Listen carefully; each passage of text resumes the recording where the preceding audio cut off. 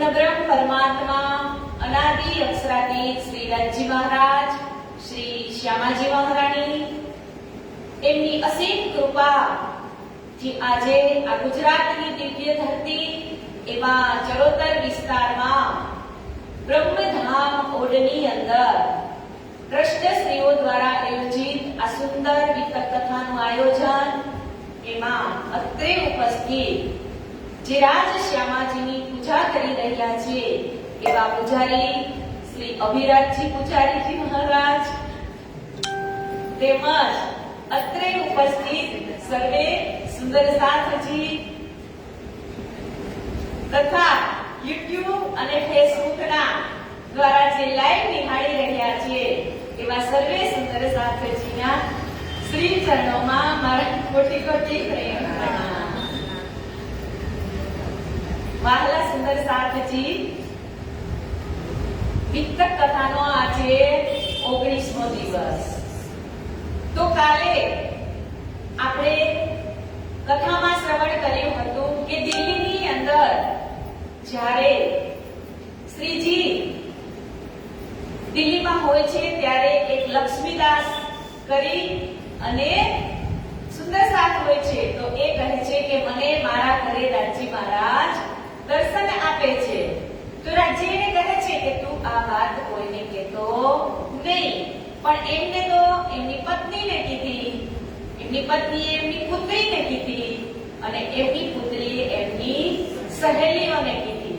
તો એમ કરતા કરતા બધાને જ ખબર પડી જાય છે અને પછી લક્ષ્મીદાસજી કહે છે રાજજી મહારાજને કે રાજજી મહારાજ, તમે મને દર્શન તો આપો છો, પણ મને એવું કંઈક ચમત્કાર પણ કંઈક મને એવું મારી ઉપર કરો કે મારી પણ કૃપા થઈ જાય અને મારી પણ ઓળખાણ થઈ જાય.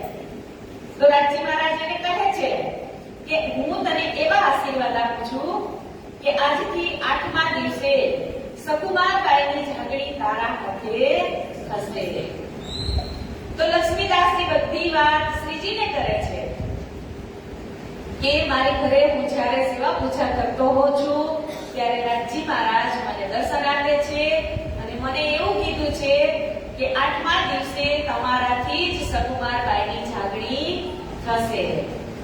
તો શ્રીજી એને કહે છે કે જો 8મા દિવસે તમારાથી સકુબાબાઈની ઝાંગડી થવાની હોય તો તમે મારાથી આગળ બેસો. ત્યારે લક્ષ્મીદાસજી ના પાડે છે કે હું તમારાથી આગળ તો નહીં બેસું, પણ હું તમારી બાજુમાં બેસીશ. પણ બાજુમાં બેસે છે 2-3 દિવસ, એમ કરતા કરતા 8 દિવસ થઈ જાય છે અને ઝાંગડીના કોઈ જ સંકેત હોતા નથી. એટલે ભીમભાઈ ને શ્યામભાઈ ને ગોવર્ધનભાઈ એ લક્ષ્મીદાસને ટોનામેના મારે છે કે લક્ષ્મીદાસ, તમે તો કહેતા હતા કે 8મા દિવસે સકુબાબાઈની ઝાંગડી મારા હાથે થવાની છે, તો એવું તો કાંઈ થયું નહીં. એટલે રાજજી મહારાજ એ હાંસી કરાવતા હતા લક્ષ્મીદાસની.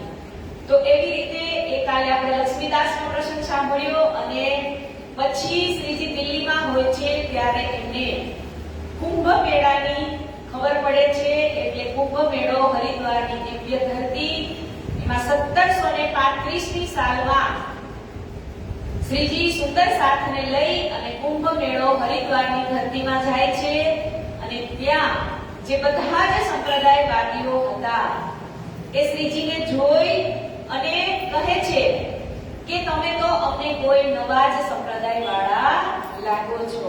ત્યારે શ્રીજી એને કહે છે કે હા, અમે તો નવા જ સંપ્રદાય વાળા છીએ.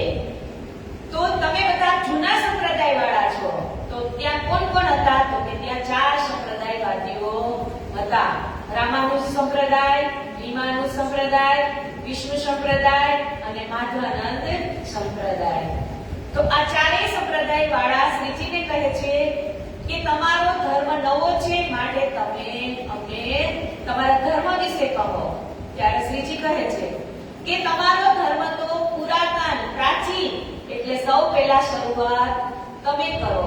એટલે 4 જે સંપ્રદાયવાદીઓ હતા એ પોતપોતાના જે ગોત્ર, એમના ઈષ્ટદેવ, એમની કોની પૂજા કરે છે, કયું એમનું સ્થાન છે, કઈ એમની પવિત્ર નદી છે, એ બધું જ શ્રીજીને કહે છે.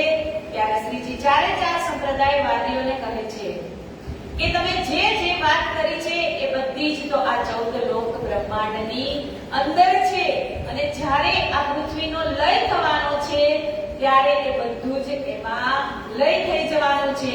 તો તમે કોઈ એવા સાચા ગુરુને ગોતો કે એ તમને આ 14 લોક બ્રહ્માંડથી પારનું જે જ્ઞાન તમને બતાવે. તો પછી બધા જ સંપ્રદાયવાદીઓ ભેગા થઈ અને શ્રીજીને કહે છે કે હવે તમે તમારો જારો એટલે કે તમારો પરિચય આપો. એટલે શ્રીજી આપણી જે નિજાનંદ સંપ્રદાય પદ્ધતિ છે એ આખી સમજાવી અને પછી આ ચારે ચાર સંપ્રદાયવાદીઓને સમજાવે છે.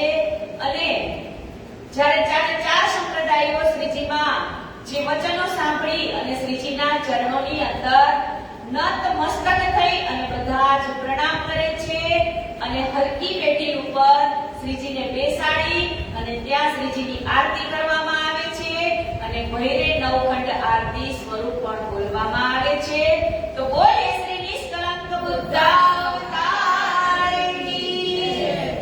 આવી રીતે કાલે આપણે હરિદ્વારનો પ્રસંગ સાંભળ્યો હતો અને આજે હવે લાલદાસજી આપણને વિતકની અંદર દિલ્હીની સૈર કરાવવા જઈ રહ્યા છે. તો આપણે અત્યારે વિતકની અંદર ચોપાઈથી સમજીશું. દાઉદ पांडे की हवेली में साथ को छोड़े जावा हरिद्वार से होए के आए के लिए तवा इन समय की जमात में रहता था गरीब दासा खान सामा किताब दीवान का कहया कलाम खास कहया कलाम खास. કે આવી રીતે શ્રીજી હવે હરિદ્વારની ધરતી ઉપરથી ક્યાં આવે છે તો કે દાઉદ પાંડેની હવેલીમાં. ત્યાં બધા જ સુંદર સાથ શ્રીજી સાથે આવે છે અને કહે છે કે इन समय की जमत में रहता था गरीब दास. તો આ ગરીબ દાસ એ કોણ હતા તો કે છે એ સુરતના નાથજીભાઈ. કેમ કે નાથજીભાઈ પોતાનું તન મન ધન કુટુંબ કબીલા લઈ અને બધું જ શ્રીજીની સાથે ચાલ્યા હતા એટલે શ્રીજીએ એમનું નામ ગરીબદાસ રાખ્યું હતું. તો આ ગરીબદાસ છે એ ત્યાં શ્રીજીની સેવા કરે છે અને આગળ કહે છે કે એ હલાલ दास को हुआ था हुक्म इसी वास्ते आगे को रखता था कदम. કે લાલદાસજીને શ્રીજીએ 100 ધર્મ ગ્રંથના પ્રમાણો શોધી અને એમની જવાબદારી લાલદાસજીને સોંપી હતી કે 22 પ્રશ્ન તૈયાર કર્યા હતા ને એ જવાબદારી લાલદાસજીને શ્રીજીએ સોંપી છે. એટલે કહે છે કે ફેર શ્રી રાજ આए दिल्ली आए मिले सब साथ मास 4 इत भये फेर साथ के पकड़े हाथ. કે 4 મહિના સુધી હરિદ્વારની ધરતી ઉપર શાસ્ત્રાર્થ કર્યો. કેટલા મહિના? 4 મહિના. અને આપણે એને એક દિવસમાં પૂરો કરી દીધો. તો એ 4 મહિના અંદર જ્યારે આ ચારે ચાર સંપ્રદાયોને સમજાવ્યું શ્રીજીએ પછી કહે છે કે શ્રીજી હવે દિલ્હીમાં દાઉદ પાંડેની હવેલીમાં છે અને બધા સુંદર સાથ પણ તેમની દેખરેખમાં સાથે છે.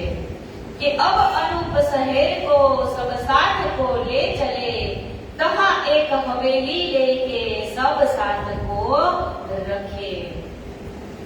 હવે બધા સુંદર સાથ અહીંયા છે તો શું કે છે કે હવે શ્રીજીને અહીંયાથી ક્યાં જાવ છે તો કે અનૂપ શહેર જાવ છે. તો ત્યાં એક હવેલી લઈ અને સૌ મહિલા સુંદર સાથને ત્યાં રાખવામાં આવે છે.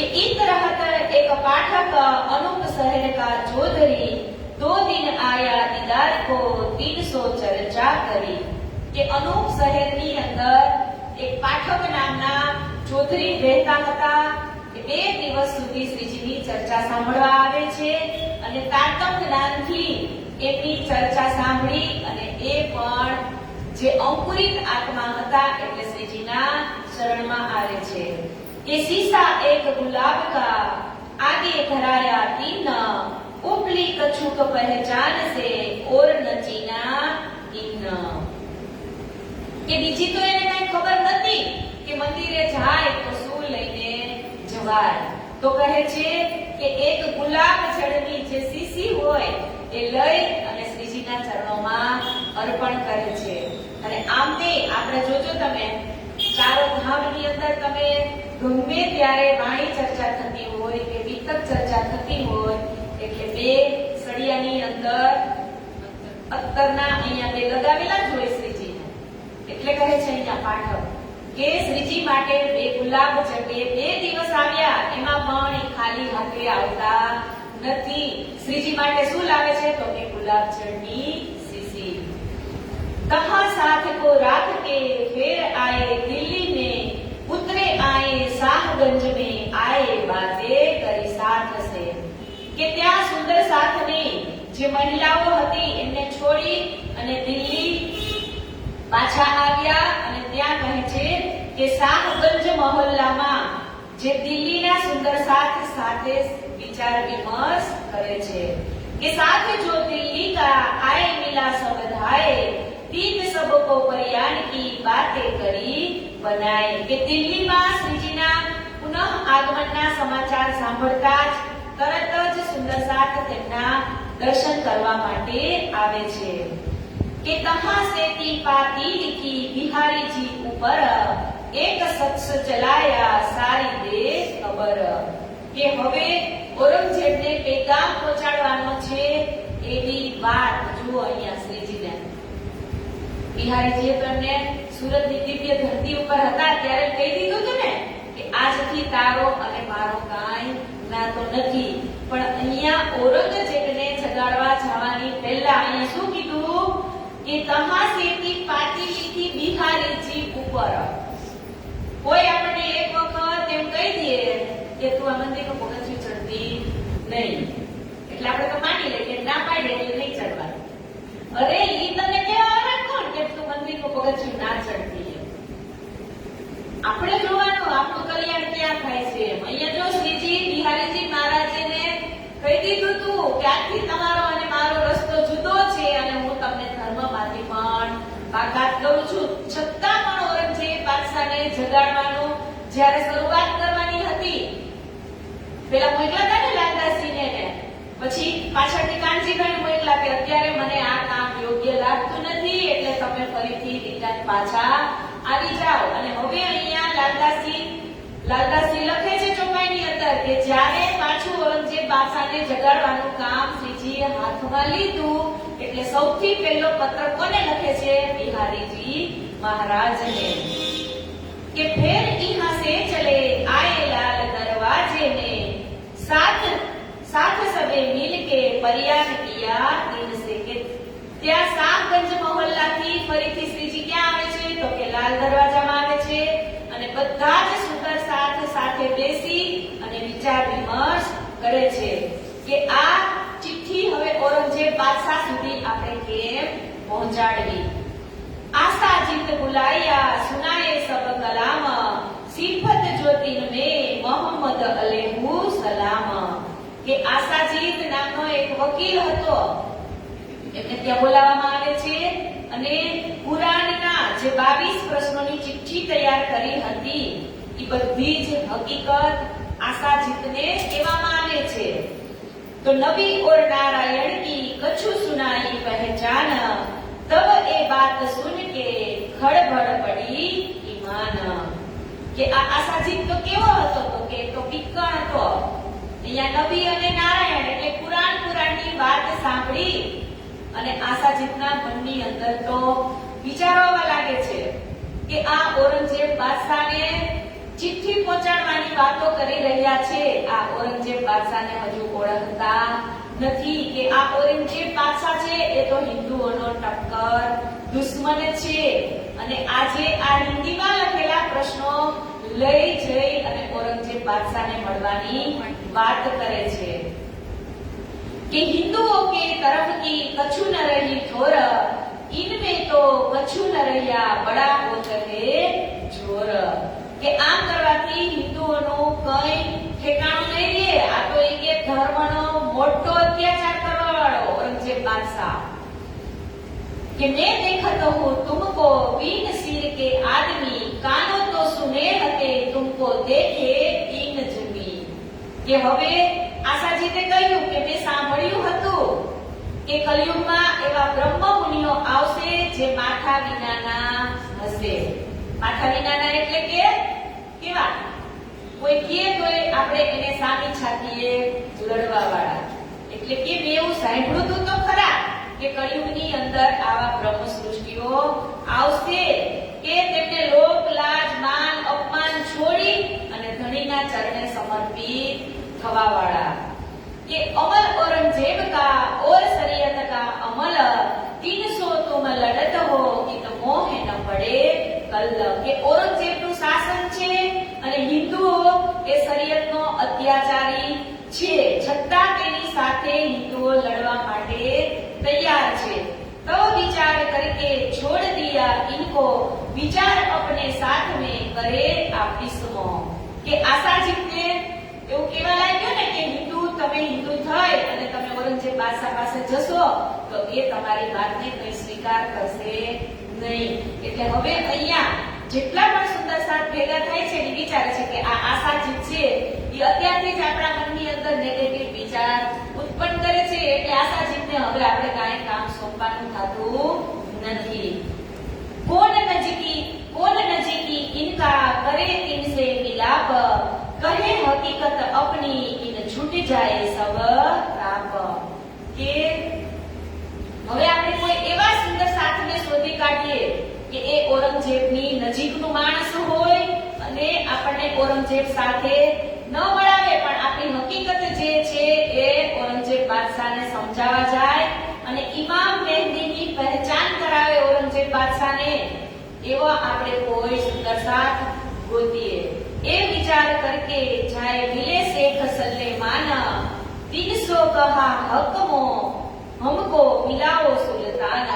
કે આવો વિચાર કરતા હતા ત્યાં એમને એક શેખ સલેમાન સાથે મુલાકાત થઈ જાય છે અને શેખ સલેમાનને કહે છે કે કોઈ પણ હિસાબે તમે ઔરંગઝેબ બાદશાહ સુધી અમને પહોંચાડો.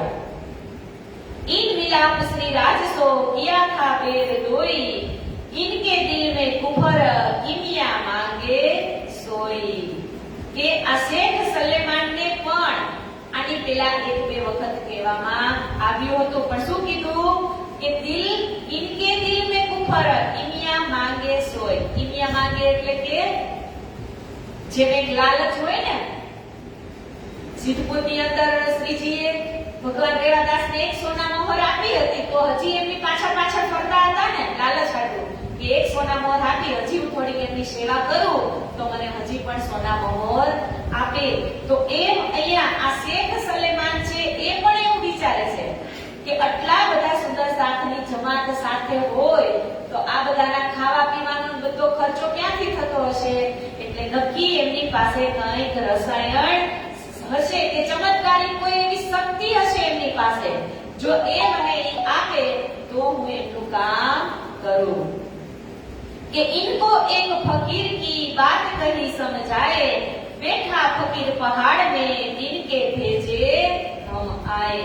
કે જે સુંદર સાથ તેને મળવા ગયા હતા એમને શું કીધું કે એક ફકીર છે એ પહાડોમાં બેઠા છે અને અમને આ કાર્ય માટે તમારી પાસે મોકલ્યા છે તો હવે તમે અમને આ કામ માટે ઔરંગઝેબ બાદશાહ સુધી અમને તમે મેળવો. तुम्हारे दिल के बीच में जेता कोई मनोरथ, सो सारे तुम्हारे पूरे करे अरथ. કે તમારા દિલની અંદર જે કઈ ચાહના હશે કે મારે આ શ્રીજી પાસેથી વસ્તુ જોઈએ છે, તો સુંદર સાથ એને કહે છે શેખ સલેમાનને કે તમારે જે જોતું હશે એ અમે તમને આપવા તૈયાર છીએ, પણ તમે અમને ઔરંગઝેબ બાદશાહ સાથે મુલાકાત કરાવો। એક દિન સબ હોવહી ભાગે સબરો ક્રોધ, આપસ में लड़ मरते हैं सो मीट जावे क्रोध। કે જો અમે તમને ઔરંગઝેબ સાથે મુલાકાત તમે અમને ઔરંગઝેબ સાથે મુલાકાત કરાવો તો આપસમાં આ જે હિન્દુ અને મુસલમાન વચ્ચે જે ઝઘડો છે એ સમી જાય અને બધા એક થઈ જાય। और सब तुम्हारे दुश्मन आपे होवे जेर, तुम्हारा सिर ऊंचा होवे जाय लगे सिर मेर। કે તમારા તમામ દુશ્મનો સ્વયં તમારા ચરણોમાં આવી જશે અને આ કાર્યથી ઇસ્લામ ધર્મમાં તમારું શિર ગૌરવથી ઊંચું રહેશે। और जेता कोई किमियागर कहने वाले घात, ते कदम तुम्हारे पकड़े आधीन हो करे बात। કે જેટલા પણ લોઢામાંથી સોનું એટલે કે બનાવટી કિમિયાગીરી છે તે બધા જ તમારા શરણ પકડશે અને તમને આધીન થઈ અને તમારી જ વાહ કરશે। और डर सुल्तान के रहे न कोई इत, तुमको खुदा करे रसूल का दीदार होवे इत। કે વળી હિન્દુ પ્રજાને ઔરંગઝેબનો ડર પણ રહેશે ને, પહેલેથી જે તો હિન્દુઓનો ટક્કર દુશ્મન હતો, એટલે કે છે કે અલ્લાહ તાલાના હુકમથી સાહેબ એટલે કે રસૂલ સાહેબના અહીં જે અમે દર્શન પણ તમને કરાવીશું। जब ये बात लिख गई तब डरा शेख सलेमान, तब ईद की पातशाही कौन करे सुल्तान। કે શેખ સલેમાનને આવી વાત લખી અને આપો તો હું આપને ઔરંગઝેબ સાથે મુલાકાત કરાવીશ, પણ જ્યારે આ બાબત લખી અને આપી ત્યારે આ શેખ સલેમાન પણ ડરી જાય છે। જુઓ એના જે જ્ઞાતિના હોય એ પણ ઔરંગઝેબ બાદશાહ પાસે જવા માટે ડરે છે। તો આપણે કઈ આપણા હિન્દુ ધર્મનું તો એને પહેચાન નથી કરાવવાની ને, આપણે શેની કરવાની હતી એને કુરાનની, કે તમારું કુરાન અને આ જે પરમધામની વાતો છે એ બંને એક જ છે। તો આ વાત સમજાવવા માટે ઔરંગઝેબ બાદશાહ પાસે જવાનું હતું, છતાં એના જે માણસો હોય એ પણ આ વાતને લઈ અને ત્યાં જતા ડરે છે। તો કે છે કે પેલા આશાજીતને તો એમ જ કાઢ્યો, હવે આ શેખ સલેમાનને વાત કરી કે હિન્દુ અને મુસ્લિમ બંને એક થઈ જાય, તમે ઔરંગઝેબ બાદશાહ સાથે મુલાકાત કરાવો। તો અહીંયા આ શેખ સલેમાન પણ ડરી જાય છે કે જો કોઈ હોવેગા ફકીર હક તાલા કી તરફ, સો દુનિયા મુર્દાર કી થૂક ન કાઢે બરફ। કે જે અલ્લાહ તાલાના ફકીરો છે મુર્દાર દુનિયા તરફ જોતા નથી, કે જેમ થૂક્યા પછી તેને ફરીથી જોવાનું નથી આવતું થૂકને, એવી રીતે કહે છે કે ફકીરો પણ દુનિયા છોડ્યા પછી એ દુનિયા તરફ જોતા નથી। તો ફકીરો પણ કેવા હોય તો કે દુનિયાની તરફ પોતે તો દુનિયાને છોડે પણ એમની સાથે જે એમના રંગમાં રંગાઈ જાય એમને પણ એ છોડાવે છે।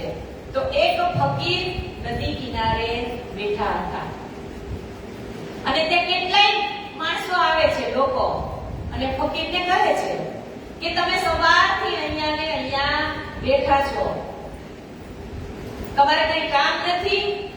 તો કે મારે કામ તો છે કે, તો કે બોલો ને શું કામ છે? તો કે મારે આ નદીની પાર પેલા સામા કાંઠે જવું છે, પણ હું રાહ જોઈ રહ્યો છું કે આ નદી કલકલ કરતી ક્યારે બંધ થાય અને હું ક્યારે સામા કાંઠે જાઉં। તો જે માણસો જ્યાં હતા જે લોકો એ તો ફકીરને કેવા લાગ્યા, એ ફકીર કે તમે કેવી વાત કરો છો, એ કે તમે એમ કહો છો કે આ નદી જ્યારે પૂરી થાય પછી હું સામા કાંઠે જાઉં, તો આ નદી તો વહેતી જ રહેવાની છે, એ ક્યારેય બંધ થવાની નથી। તો ફકીરી સમજાવે છે લોકોને કે હું તમને એ જ સમજાવવા માંગુ છું કે આ તમે ઘરમાં રહ્યો છો, માયામાં રહ્યો છો, તો એ તો આખી જિંદગી રહેવાની, જેમ નદી બંધ નહીં થાય એમ તમારી ઈચ્છાઓ અપેક્ષાઓ પણ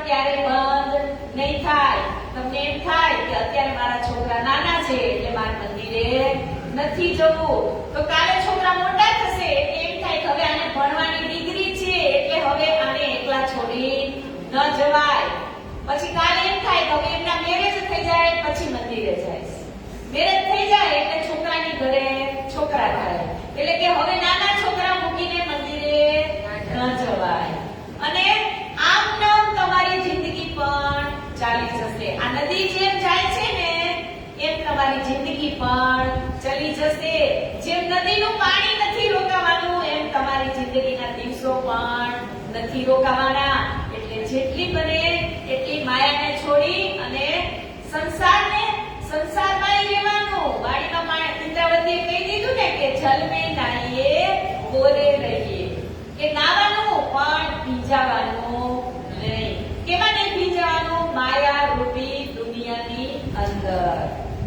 હવે અહીંયા કે છે કે તબ જવાબ ઇनको દિયા इन फकीर की बात सारी हक्के गई दिन की जाहिर की न दिखाई. કે ત્યારે શેખ સલેમાન ને મોમિનને જવાબ આપ્યો કે અલ્લાહ તાલાના ફકીર હોય છે તેઓ તો દિનના બાદશાહ હોય છે અને મુર્દાર દુનિયાના નહીં. તમે ગભરાઓ નહીં.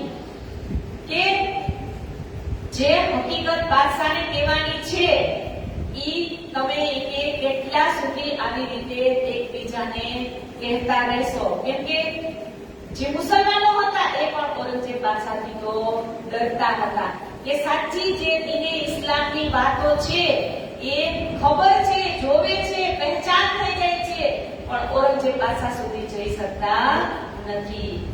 એક બાત સુન કે દહેશત ભય દિલ में ये बात बड़ी गुजरत क्या मालूम હોય મુझसे. કે આ વાત સાંભળી અને મનોમન તો એ પણ ગભરાઈ જાય છે અને કહે છે કે ખૂબ જ મહત્વપૂર્ણ છે. મારાથી કોઈ ભૂલ થઈ જશે તો મારું શું? ઔરંગઝેબ બાદશાહ પાસે જતા જતા કે મહામતી કહે એ મોમિનો યાદ કરો હઝરત જો લડાઈ તુમ કરી કાયમ કરને કયામત. કે આવી રીતે કયામત જાહેર થવાની જે નિશાની ઔરંગઝેબ બાદશાહ સુધી લઈ જવાની છે પણ એ પણ કામ અત્યારે થતું નથી. હવે અહીંયા કે છે કે જોશ में वस्तु बांटना. પ્રકરણ 9 ચાલુ થાય છે તો લાલદાસજી હવે કહે છે કે શ્રીજી કોને કોને કઈ વસ્તુ વેચે છે એ પ્રકરણની અંદર કહે છે કે લાલ દરવાजे की हवेली में श्री राज पिया हुकम लाल गोवर्धन को कहिया जाओ मुल्ला पूछो तुम. હવે શ્રીજી વિચારે છે કે એક પણ આપણે ત્યાંના જે કોઈ હોય એને કાંઈ પૂછવું નથી અને ડાયરેક્ટ લાલદાસજીને જ કહે છે કે તમે જાઓ અને સાથે ગોવર્ધનજીને પણ લેતા જાઓ અને ત્યાંનો જ કોઈ કાયમ મુલ્લા હોય એને તમને શોધો. कि क्या कुरान में कहते हैं कैसी है मजबूर किनको ए खराबत सो मुझ आगे करो जहूर. કે મોહમ્મદ સાહેબ તે કુરાનમાં શું લખ્યું છે કે કયામતના સંબંધની શું વાતો લખી છે કે ઇમામ મહેદી કોણ છે એ બધી જ વાતો તમારે સ્વીકાર કરી અને બધાને સમજાવવાની છે કે इन समय काम करन की उलझ रही सब बात कैसे कर पहचानेगा अपनी असल जात. કે આ સમયે મહેદી આગમનનો સંદેશો ઔરંગઝેબ સુધી પહોંચાડવાની વાત એ અટકી પડી અને ઔરંગઝેબને કેવી રીતે ખબર પડે કે શાકુમારબાઈની હું વાસના છું અને મારું ઘર તો અખંડ પરમ ધામ છે. હું કીધું अपनी असल जात कैसे कर पहचानेगा अपनी असल जात. કે જ્યાં સુધી ઔરંગઝેબ બાદશાહને આપણે જગાડવા નહીં જઈએ ત્યાં સુધી એને કેમ ખબર પડશે કે હું તો આ ઘરની નથી પણ હું તો પરમધામની છું. કે લાલ ગોવર્ધન ગયે એક મુલ્લા પાસ મહેજદ બાतें सुनत मुल्ला की आपस में भई जिद. કે હવે લાલદાસજી અને ગોવર્ધનદાસજી એ મુલ્લા પાસે તો મસ્જિદમાં જાય છે પણ શું કહે છે કે કયામતના જે સાતે નિશાન વિશે એને સંભળાવે છે તો મુલ્લો તો લાલદાસજી સાથે જ વાદ વિવાદ કરવા લાગે છે કે મુલ્લા કે બાતન કી લાલે ભઈ પહેચાન એ તો હમારે ઘર કી તહકીક ભયા ઈમાન.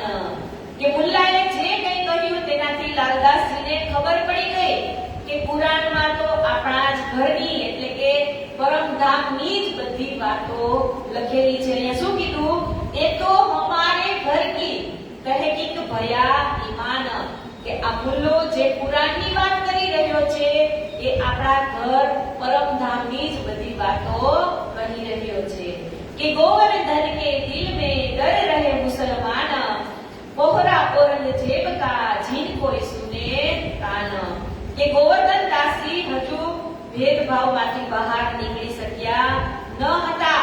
પોતે હિન્દુ હોવા છતાં એમને પણ મુસલમાનનો ડર લાગતો હતો કે ઔરંગઝેબ ફક્ત શરીયતના શાસનમાં જો કોઈ મુસલમાનને એવી ખબર પડે કે હિન્દુ લોકો કુરાન વાંચે છે તો એમને પણ એ મરાવી નાખતો હતો। તો હવે અહીંયા ગોવર્ધનભાઈને ખબર પડે કે ઔરંગઝેબ બાદશાહ કેવો છે, તો કે હિન્દુ થઈ અને જો આપણે કુરાનની વાતો કરશું તો આપણને પણ એ મારી નાખશે। એટલે ગોવર્ધનભાઈનું એ વખતે ઈમાન ડગી જાય છે। એટલે આગળ હવે શ્રીજી લખે છે કે 30 વાસ્તે ઝઘડા ભયા લાલ બાતે કરે બીને જોશ, ટુક ટુક હોવે ઈન બાત પર દુનિયા કી હરામોશ। કે હવે અહીંયા પેલા કાયમુલ્લાએ કીધું ને કે ઔરંગઝેબ બાદશાહ તો જે કુરાન વાંચે એને પણ એ મારી નાખે છે। તો હવે અહીંયા સંદેશો તો આપણે કુરાનનો જ લઈ જવાનો ને। તો હવે અહીંયા ગોવર્ધનભાઈનું મન પણ ડગુમગુ થવા લાગે છે કે આપણે કુરાનના નિયમો જો ઔરંગઝેબ બાદશાહ પાસે લઈને જાશું અને આપણને એ મારી નાખશે તો। એટલે ગોવર્ધનનું મન ડગે છે ગોવર્ધનભાઈનું, એટલે લાલદાસજીને પણ એમના ઉપર ગુસ્સો આવે છે। હવે કહે છે કે દો રાહ में लड़के आए लाल दरवाजे सोए, राज आरोगन के सामे दिन રહ્યા ઘડી ડોએ। કે બંને જણા વાત વિવાદ કરતા કરતા આવે છે। શ્રીજીની સામે બેઠા હોય ત્યારે તો બહુ મોટી બડાઈ કરતા હોય કે હા શ્રીજી અમે તો આ કામ કરીને જ આવશું। એમની સાથે શ્રીજીની જોડે વાત કરતા હોય ત્યારે આમ શ્રીજીને સારું લાગે એવી વાત કરે, અને જ્યારે ઈમાન ડગી જાય છે રસ્તામાં ગોવર્ધનભાઈનું એટલે ઉલટાના લાલદાસજી મહારાજ સાથે બોલવા લાગે છે। અને અહીંયા શું કીધું? દો રાહ में लड़के, એટલે કોણ રસ્તામાં બે લડે છે? તો કે ગોવર્ધનભાઈ અને લાલદાસજી।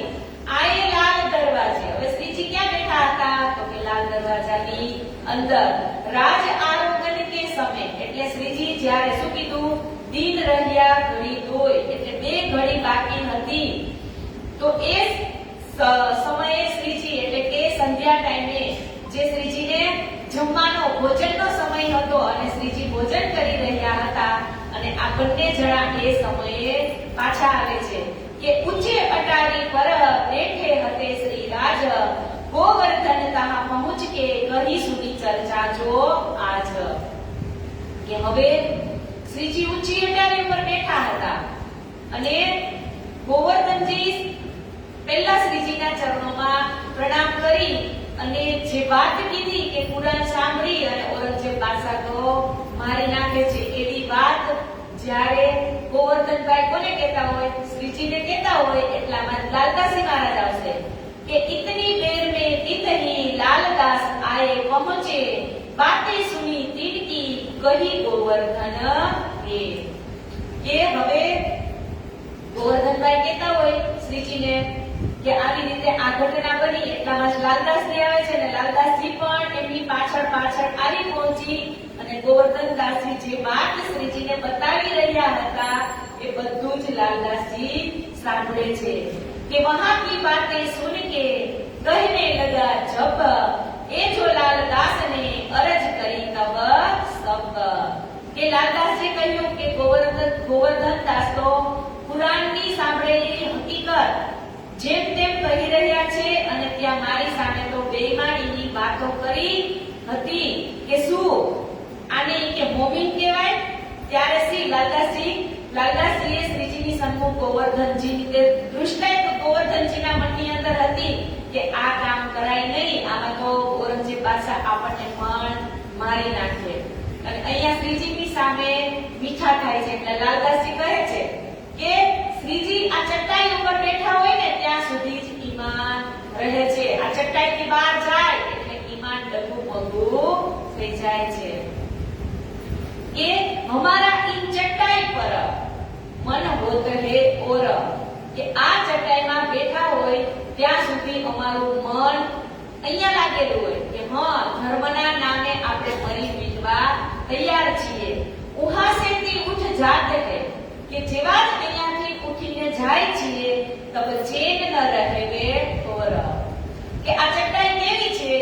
તો કે શ્રીજી, અમે તમારી સામે જ્યારે આ ચટાઈ ઉપર બેઠા હોય એટલે અમારા મનની અંદર કેવા વિચાર આવે કે આ ધર્મ માટે તો આપણે મરી મીટવા માટે પણ તૈયાર છીએ, પણ આ જ ચટાઈમાંથી જો બહાર જાય એટલે અમારું મન તરત જ તર્ક વિતર્ક કરવા લાગે છે. એટલે તો કહેવાય છે ને કે કામ કોઈ करता काम कोई है और नाम किसी का होता है, जलते घी और बाती है और नाम दिए का होता है. કે બળે કોણ? રૂ બળે ને, અને એની અંદર ઘી કે તેલ નાખ્યું હોય ઈ બળે, અને ઉજાસ કોણ આપે? તો કે દીવો. પણ દીવો ક્યારે ઉજાસ આપે? તો દીવાની અંદર જે રૂની વાટ બનાવેલી છે ઈ વાટ અને ઘી કે તેલ ઈ બંને બળે છે ત્યારે ઈ દીપક અજવાળો આપે છે. એટલે અહીંયા એવું કહે છે કે કામ કોઈ કરે અને જસ બીજો લઈ જાય. એટલે આમાં બે વાત હોય. કોઈ મોટા વ્યક્તિ હોય ને એની પાસે બધા જ મીઠું મીઠું બોલવા જતા હોય, પણ જે કામ કરવા વાળો હોય ઈ તો સમજતો જ હોય એના મનની અંદર કે ભાઈ તું રહેવા દે, તું કેવું કામ કરે છે મને ખબર છે. પણ જેને જે કામ કર્યું હશે ને કોઈ દિવસ બોલિંગ બતાવે નહીં. જે બોલિંગ બતાવે ને ઈ સાચો મોમીન. બાકી તો બધાને આગળ વાહ વાહ થઈ અને બધાને મોટાઈ કરવી છે. એટલે અહીંયા કહે છે કે ગોવર્ધનભાઈ જ્યાં સુધી ચટાઈમાં બેઠા હોય ત્યાં સુધી શ્રીજીને એમ કે હા, તમે જે કામ કહો એ કામ કરવા હું તૈયાર છું. અને જ્યારે ઔરંગઝેબ બાદશાહની વાત આવે એટલે કે ઓ બા તો બધાને મારી નાખે છે, તો આમાં આપણો પણ વારો આવી જાય. કે તબ ભાઈ ગોવર્ધન કો રીસ ચડી બનાએ. જો તબ ગોવર્ધનભાઈ કો એટલે કે ત્યારે લાલદાસજીએ કીધું એટલે ગોવર્ધનભાઈને શું થઈ ગયું? તો કે રીસ ચડી બનાએ. કે જેવું જ લાલદાસજી મહારાજ કહેવા લાગ્યા ગોવર્ધનભાઈ વિશે એટલે ગોવર્ધનભાઈને રીસ ચડી ગઈ. કે એ સબ મોહ કહ્યા તુમ જાન નાહી તાહે. ગોવર્ધનભાઈ કહે છે લાલદાસજીને કે આ તમે બધું શ્રીજીને કીધું, ઈ તમે મારું જ કીધું. તો સાચું જ કીધું ને? ઈ ડરતા હતા તો કીધું તો સ્વીકારવું પડે ને. તો પાછા અહીંયા તો ઈ સ્વીકારવાને બદલે રિસાઈ જાય છે કે ઉન બાતા શ્રી રાજ દેખ કે દિલ में किया विचार, इनकी अकल ऊपर मोहे के साथ एक बार. કે હવે આ બંને જણાની જુદી જુદી વાતોથી શ્રીજીને દિલમાં વિચાર્યું કે આ વિરોધાભાસી વાતો બંને કરી રહ્યા છે, તો હવે મારે આ બંને ઉપર અત્યારે ભરોસો કરાય નહીં.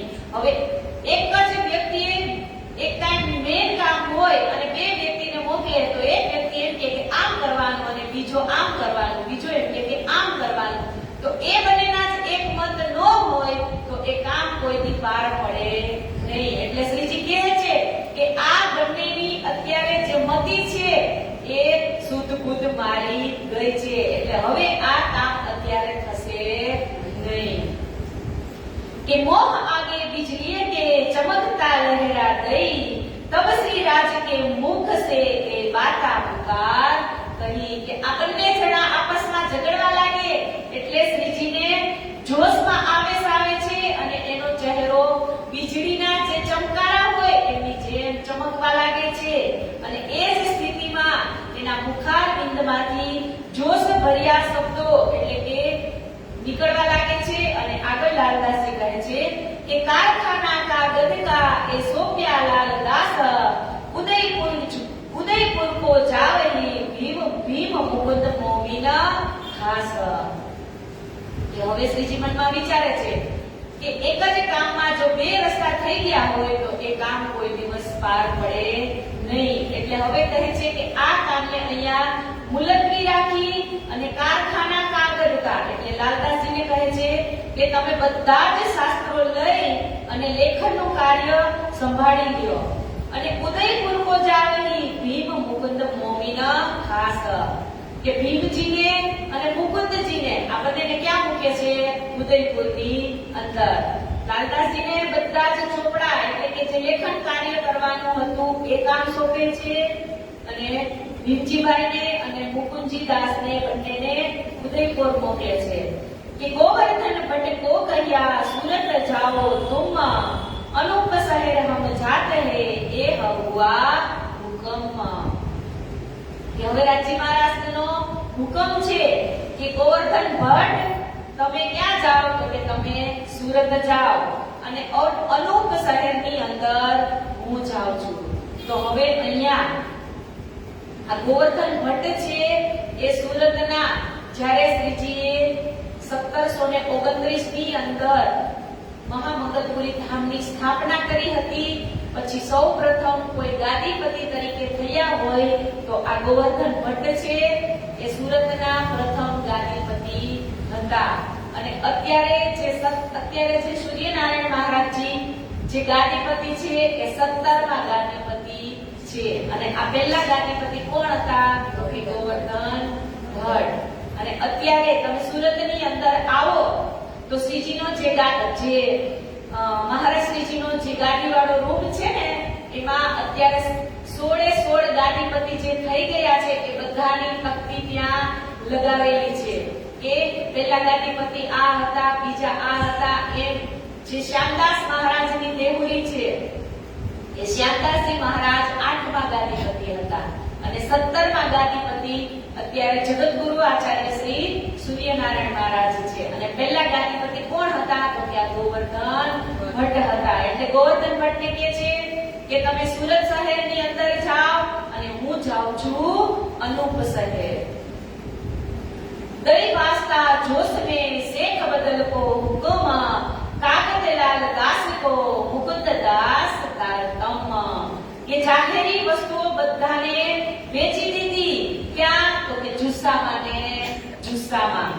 ये कागतलाल दास को मुकुंद दास को तारतम.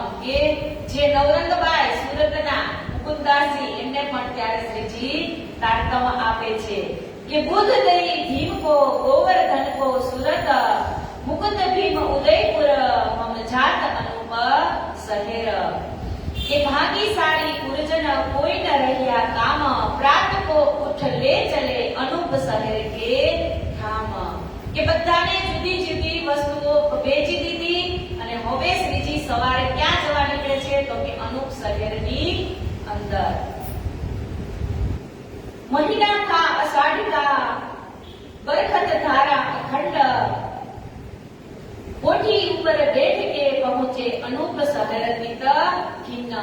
કે અષાઢ મહિનાનો સમય હતો એટલે કે વરસાદી વાતાવરણનો સમય હતો અને શ્રીજી ઊંટ ઉપર સવાર થઈ અને અનૂપ શહેર જવા માટે નીકળે છે.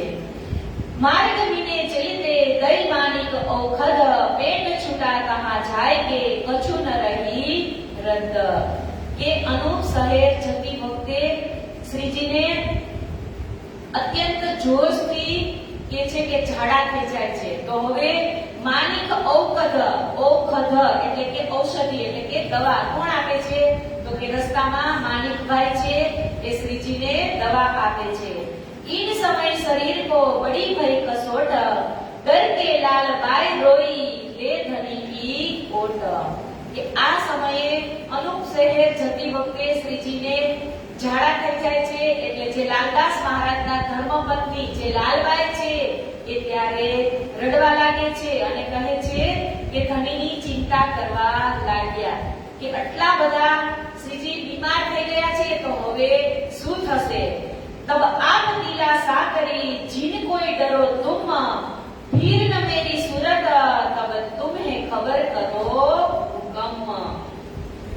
કે બધા ડરવા લાગે છે એટલે શ્રીજી શું કહે છે દિલાસો આપતા કે તમે બધા ગભરાઓ નહીં, હજુ તો મારે ધામ જવાનો સમય થયો નથી. જ્યારે મારે ધામ જવાનું હશે ત્યારે હું તમને જાણ કરીશ. कि उस वक्त जब राय ले बड़ा जो किया जोर उतरे कलाम का दर से करो खेल में शोर. कि આવી હાલતમાં રાજ્ય જબરાઈ જોશ પ્રગટ થાય છે અને ત્યાં ખૂબ જ શ્રીજીને આવેશ આવે છે અને એ જ આવેશમાં શ્રીજી અનુપ શહેર જતા જતા જે સનંદ વાણી આવે છે એમનું રસ્તામાં અવતરણ થાય છે.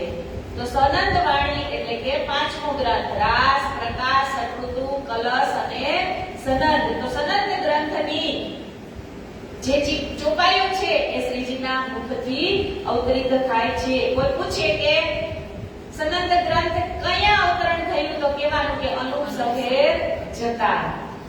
કે તોરે કિતાબ में उतरी सनंदे तीस सब खबर कुरान की कहे करी बख्शीश. કે કલશ ગ્રંથના 11 પ્રકરણો ઉપરાંત સનંદના બીજા 3 પ્રકરણો ઉતર્યા અને એમાં કુરાનની તમામ હકીકત લખેલી હતી. કે સનંદે लिखे तैयार करी विचार देखे सुकन एह बानी सुन के पीछा रहे पीछा न हटे मोमिन. કે જેવા જ સનંદ વાણીના 30 પ્રકરણ અવતરણ થાય છે એટલે એ ગ્રંથ પણ કેવો તો કે સનંદ વાણીથી જ ઔરંગઝેબ બાદશાહને જગાડવાના હતા. એટલે કહે છે કે ઈન મજલ એસા હુઆ સબ કારજ ભય સિદ્ધ अपने निज वतन की आई जागृत बुद्ध. કે દિલ્હીથી અનુપ જતી વખતે સુંદર સાત ઉપર શ્રી રાજજી મહારાજની એવી કૃપા થઈ કે બધા જ જે બગડેલા કામો દેખાતા હતા એ બધા જ અત્યારે સિદ્ધ થવા લાગ્યા. કેમ કે ઔરંગઝેબ બાદશાહને પુરાવો આપવા માટે આ સનંદ વાણીનું અવતરણ થયું છે. એટલે કહે છે કે પરમધામી જે નીચ બુદ્ધિનું જ્ઞાન હતું એનું અવતરણ અત્યારે શ્રીજીના મુખેથી થયું છે. કે અબ એ બાની સુન કે કોઈ ન ફિરે ઈમાન જબ પહોંચે સકુમાર કો ટુક ટુક હોવે સુલતાન. કે ત્યારે શ્રીજીએ કહ્યું કે આ વાણીથી જ પરમધામની જે બ્રહ્મ સૃષ્ટિ છે એ જાણશે એટલે કોઈનો પણ ઈમાન ડરશે નહીં. इन वक्त पाठक के कछु दिल में भई सक देखी अंदर विचार के कैसी बात माफक. કે શ્રીજી અનુપ શહેરમાં પાઠકની હવેલીમાં ઉતરે છે અને ત્યાં સનંદ વાણી સાંભળી ત્યારે થોડા શક પડ્યો અને મનોમન વિચારવા લાગ્યા કે હિન્દુની જાત થઈ અને આ ઇમામ મહેદીની વાતો કેમ કરે છે. पधराए अपने करो बिछाने कर साज बाते राज सब करी बीत अपनी तहाज. કે પાઠક શ્રીજીને પોતાની ઘરે પધરામણી કરે છે, ઊંચા આસન ઉપર બેસાડી અને એમની આગતા સ્વાગતા કરે છે અને પછી શ્રીજીના મુખેથી બધી જ ચર્ચા અહીંયા શું કીધું બીતક અપની તહાજ એટલે કે આખલુલ ઇમામ મહેદીની જે વાતો હતી એ શ્રીજી હવે એમને કહે છે. तब एह सुन के बहुत हुआ खुशाल अरज अपनी करने लगा माफक अपने हाल. કે આ પાઠકની વાત શ્રીજીની વાત સાંભળી અને પાઠક તો ખુશ થઈ ગયો અને શ્રીજીના ચરણોમાં પ્રાર્થના કરી કે હે ધણી તમે તો મારી આત્મને જગાડી દીધી. કે ઇહા સેતી આય કે સાથ કો દિયા દીદાર तुमको सैया हुकम जो भेजे परवर दिगार. કે પાઠકના ઘરેથી સ્વામીજી પાછા સુંદર સાથ પાસે આવ્યા અને સનંદ વાણી શ્રી રાજજી મહારાજનો જે હુકમ થયો હતો એ સનંદ વાણીને વાંચી અને સંભળાવે છે. કે હુઆ હુકમ હક કા શેખ બદલ ઉપર જાઓ તુમ સુલતાન पे देवो खुश खबर. કે સૌથી પહેલા શ્રીજીએ શેખ બદલને હુકમ કર્યો કે હવે તમે જઈ અને ઔરંગઝેબને સનંદ ગ્રંથ અને ઇમામ મહેદીની જે સઘળી હકીકત છે એની તમે હવે ત્યાં જાણ કરો. કેમ કે અત્યાર સુધી આપણી પાસે કોઈ પુરાવા ન હતા પણ આ સનંદ ગ્રંથના જે 30 પ્રકરણ છે એ હવે ઔરંગઝેબને જગાડવા માટેનો પુરાવો હતો. એટલે શ્રીજી કહે છે કે તમે શેખ બદલને બોલાવો અને શેખ બદલને કહો કે આ જે વાણીનું અવતરણ થયું છે એ હવે ઔરંગઝેબ બાદશાહ સુધી પહોંચાડે. પહોંચે દિલ્હી શહેર में वक्त झूमे नमाज ईदगाह चला गया मैं पैगाम पहुंचाऊं दावे आज કે શેખ બદલ જ્યારે દિલ્હી પહોંચે છે ત્યારે જુમ્માનો દિવસ એટલે કે શુક્રવાર હતો અને નમાઝ પઢવા માટે રાજા ત્યારે ત્યાં આવશે અને એ ઔરંગઝેબનો જે પેગામ છે એ પહોંચાડ્યો એવી વાત શ્રીજી એમને કહે છે કે તહા ખલક ઠાઢી રહે ચિત્ત ન કાહુ એક ઠોર શેખ બહુ તક પુકારિયા દેખા દજ્જાલ કા બડા જોર કે ઈદગાહમાં હજારોની સંખ્યા એટલે કે જે દરગાહ હોય ને એની અંદર હજારોની સંખ્યા હોય કોઈનું પણ ધ્યાન કે કેન્દ્ર એના ઉપર થતું નથી અને લોકો ભાતની વાતો કરી રહ્યા છે શેખ બદલે તો બૂમો પાડીને ઘણું કહ્યું શરીયતનું શાસન હોવાથી કોઈએ પણ તેના તરફ ધ્યાન આપ્યું નહીં કેમ કે શેખ બદલ તો જોરમાં સનંદની વાતો કરતા હતા પણ કોઈએ એ વાતને કાનમાં ધરી નહીં કોઈ કહે હિન્દવી વિને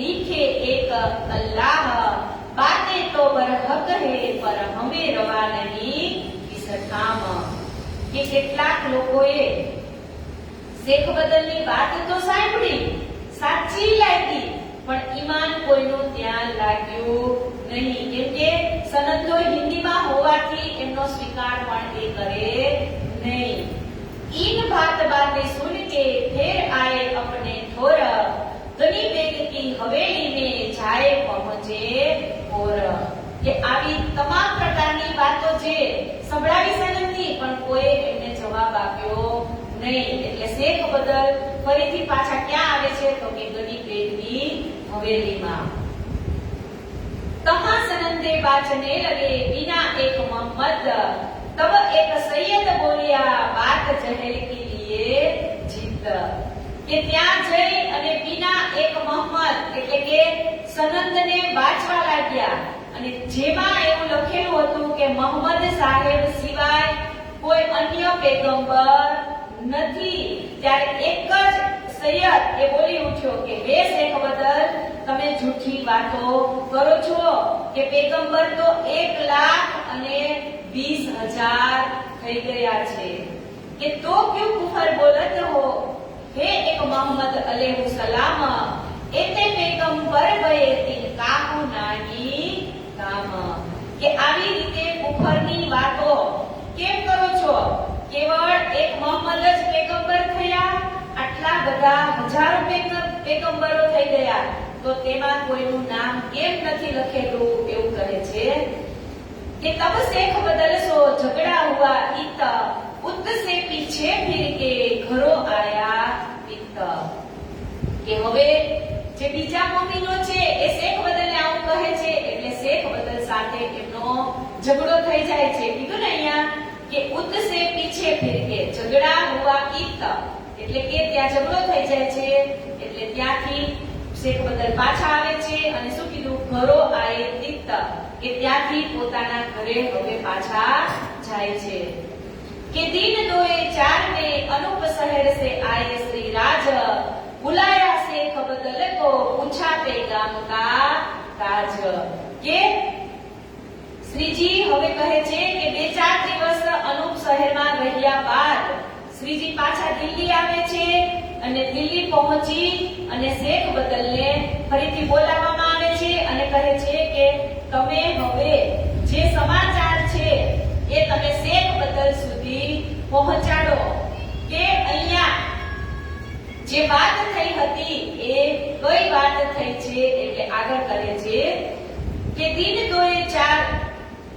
दिन 2-4 में अनूप शहर से आए श्री राज बुलाए शेख बदल को पूछा पैगाम का काज कि तब शेख बदल ने अपनी कही भी तक मैं तो बहुत पुकारिया इनो पीठ दई तरफ हक કે શેખ બદલ શ્રીજીને કહે છે કે મેં તો મારી રીતે બૂમો પાડી અને મસ્જિદની અંદર કીધું પણ મારી વાતને કોઈ સ્વીકાર કર્યો નહીં કોઈ કલામ હિન્દવી કા यावत है दिल सक काहू दिल में कुफर कोई बात कहे बुजरक કે મેં સનંદ વાણીની અંદર જે હિન્દી ભાષા હોવાથી એ બધા લોકો શક કરે છે અને કેટલાકના દિલમાં તો કુફર રહે છે અને કહે છે કે તમે આ જે વિચારસરણીની વાતો કરો છો એ વાતો યોગ્ય નથી।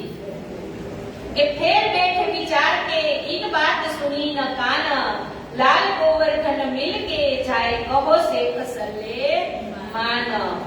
કે શેખ બદલ આવી વાતો કરવા લાગે છે એટલે ફરીથી દિલમાં શ્રીજી વિચારે છે અને કહે છે લાલદાસજી મહારાજ અને ગોવર્ધનજી મહારાજને ગોવર્ધનજીને હુકમ કરે છે કે તમે બંને જઈ અને શેખ સલેમાનને ઇમામ મહેંદી સાહેબ આવ્યા છે એ હકીકત તમે એને જાણ કરો। કે તબ ફેર ઉતર ગયે જાય કે પિયા મિલાપ सारी हकीकत कही जाके सुने मिटे सब ताप। के बन्ने जना હવે કોણ તો કે લાલદાસજી મહારાજ અને ગોવર્ધન દાસજી બંને પાછા ક્યાં જાય છે તો કે તબ ફેર ઉત ગયે જાય કે કિયા મિલાપ सारी हकीकत कही जाके सुने मिटे सब ताप। કે શેખ સલેમાનની પાસે ગોવર્ધનજી અને લાલદાસજી મહારાજ જાય છે અને ઇમામ મહેંદી સાહેબ આવ્યા છે એમની સઘળી વાત શ્રીજી એમને બતાવે છે। આજ મિલાઓ કલ મિલાઓ યો ફિરતે માસ ભય દોએ કબહુ કछु જવાબ કરતે હે સોએ। કે શેખ સલેમાનને શ્રીજી કહે છે કે તમે અમને ડાયરેક્ટ औरंगजेब बादशाह સાથે મિલાપ કરાવો તો ત્યારે શેખ સલેમાન કહે છે કે હું તમને આજે મળાવું કાલે મળાવું એવું કરી અને કેટલા દિવસો અહીંયા શું કીધું કબહુ કछु જવાબ કરતે હે સોએ। કે શેખ સલેમાન તમામ હકીકત સાંભળી અને થોડો વિશ્વાસ બેઠો પણ દિલમાં એ પાક્કો ઈમાન ન હતો એટલે ઇનકાર ન કરી શક્યો કેમ કે આજે મુલાકાત કરાવો કાલે મુલાકાત કરાવો એમ વાયદા કરતા કરતા 2 મહિના વ્યતીત થઈ ગયા પણ એ औरंगजेब બાદશાહ સાથે મુલાકાત કરાવતો નથી। 2 મહિના સુધી આપણને કોઈને કીધું હોય કે તમારે આ વ્યક્તિને મળવા માટે 2 મહિના એમની ઘરે ધક્કા ખાવાના છે આપણે 2 મહિનાની 2 જ દિવસ જાય જો ત્રીજે દિવસે આપણને જવાબ ન મળે ને તો આપણે એ કામ છોડી દઈએ પણ અહીંયા 2 મહિના સુધી શેખ સલેમાનની ઘરે જાય છે ગોવર્ધનજી અને લાલદાસજી કે તમે औरंगजेब બાદશાહ સાથે મુલાકાત કરાવો તો શેખ બદલ રોજ એમ કહે કે આજે લઈ જાય કાલે લઈ જાય। શેખ સલેમાન રોજ બાના કાઢે આજે નહીં કાલે આજે રાજા નથી આજે નહીં કાલે એમ કન્ટિન્યુ 2 મહિના ધક્કા ખાય છે લાલદાસજી મહારાજ અને ગોવર્ધન દાસજી। कहे पहले तो इन भेष सो मिलने नहीं सुल्तान भेष तुम्हारा बदलो जो सुल्तान सुनाऊ कान। के हवे आज मिलाओ काले मिलाओ करता करता हवे क्या આવ્યા તો કે પહેલે તો इन भेष सो भेष એટલે કે તમારા જે આ હિન્દુઓના તમે કપડા પહેર્યા છે મિલત નહીં સુલ્તાન કે તમે જ્યાં સુધી આ હિન્દુના કપડા પહેર્યા છે ત્યાં સુધી સુલતાન તમને કોઈ દિવસ મળશે નહીં। भेष तुम्हारा बदलो કે તમે તમારા કપડાને બદલો તો સુલતાન સુનાવું કાન। જુઓ કે તમે તમારા કપડાને બદલી અને મોમેન્ટ એના કપડા પહેરો તો હું રાજા સુધી તમારી વાતને પહોંચાડું। यो करते विचारते कछु न देखी साथ तब आपस में कहिया अब फिरो इनसे आप। કે આ સાંભળી અને લાલદાસજી અને ગોવર્ધનજી વિચાર કર્યો કે આની વાતમાં હવે કાંઈ દમ જણાતો નથી એટલે હવે આપણે આને પણ મળવાનું છોડી દેવું જોઈએ। આવા કેટલા લોકોને છોડે છે વિચારો તમે કે હવે એ આપણે એમ કે તમે કપડા બદલો તો હું તમને औरंगजेब બાદશાહ સુધી પહોંચાડું તો આપણે હવે આને પણ કાંઈ કહેવાનું થતું નથી। કે લાલ દરવાજા છોડ કે આए સરાહે રોહિલ ખાન એ કલામ પાસરી ને કરે તબ હોઈ પહેચાન। કે પછી લાલ દરવાજા છોડી અને હવે શ્રીજી ક્યાં રહેવા જાય છે તો કે રોહિલા ખાનની જે ધર્મશાળા છે ત્યાં તેમણે વિચાર્યું કે જ્યારે આ હિન્દી ભાષાનું ફારસીમાં ભાષાંતર કરીશું અને ઔરંગઝેબ પાસે પહોંચાડીશું તો આ વાત શક્ય બને।